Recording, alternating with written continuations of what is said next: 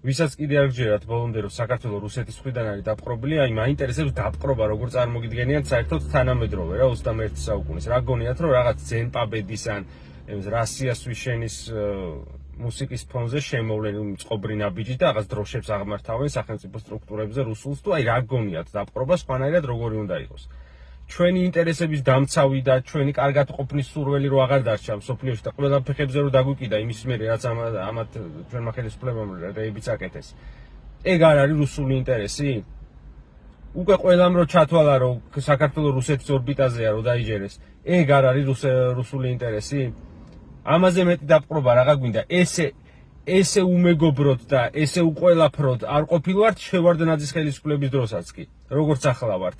გამოკიდებული ჰაერში და თქვენ ქართული ოცნების მხარდამჭერებს როგორ გაჯერებენ რაღაცებს, აი რა ვინც დარჩით, რამდენიც დარჩით.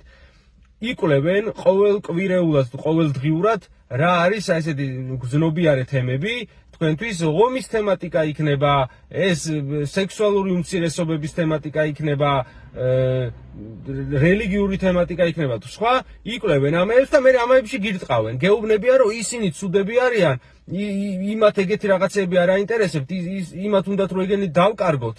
სინამდვილეში ქართველობას, ადამიანობას, მეგობრებს და ყველაფერს გვაკვარგვინებენ ესენი.